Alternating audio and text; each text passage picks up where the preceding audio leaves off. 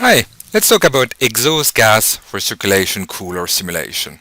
Now, as you know, exhaust gas recirculation plays a key role in reducing nitrogen oxide, or NOx, emission from automotive engine. However, before we take the gas and recirculate it into the engine, it must be cooled. And because of the high temperature of the exhaust gas, the coolant, which is a liquid, could actually boil. And here is the key. We really need to prevent the formation of coolant vapor pocket to ensure both the desired cooling but also avoid undue thermal stresses.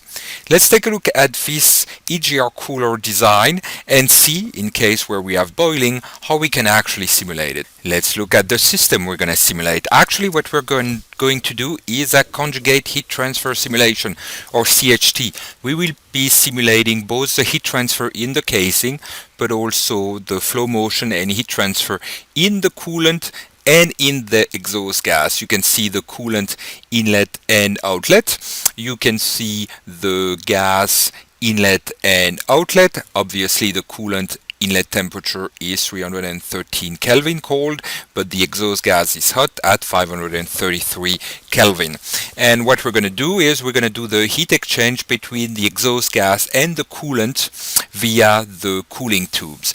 But I know you're curious, so here's a quick snapshot of the results.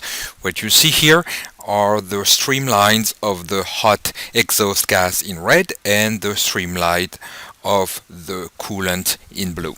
And here is the temperature of the wall of the tube where the heat exchange happened between the hot exhaust gas and the coolant. And of course we're looking at the vapor fraction of the coolant. What you can see here, there are some regions where it is not zero. That means that we have a boiling phenomena. Obviously you see a lot of the vapor close to the inlet of the EGR cooler where the exhaust gas is the hottest. Now let's go inside ANSYS Fluent, and what I wanted to show you is the different zones. We have two fluid zones, the coolant and the exhaust gas, but you see also that I have some solid zone because, as we said, we're gonna do a conjugate heat transfer simulation. Also, we said we're going to deal with boiling, so liquid and vapor.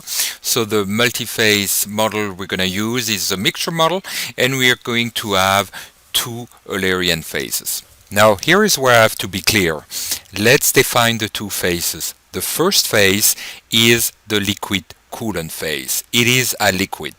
The second phase is a gas and is actually a mixture of both the exhaust gas and the coolant vapor, even though they do not cohabit at the same time. And what we do is set up the interaction, or if you want, the evaporation and condensation between the liquid phase and the coolant vapor in the gas phase. And what I wanted to show you as well is how we define the wall boundary condition for the cooling pipes. So we're going to look at the solid cooling pipes, and what you see is actually the wall connected to the fluid coolant region, and it's connected directly to its shadow. So what we're doing is we're coupling the wall boundary condition between the hot exhaust gas and the coolant. I'm running a steady state simulation. What I wanted to do is show you the residual, where we clearly see a nicely converged solution with very low residuals. And here's how we did the modeling of this exhaust gas recirculation cooler. But actually, if you want to do more, please check the application brief that is available for you. And last but not least, thank you very much for your attention.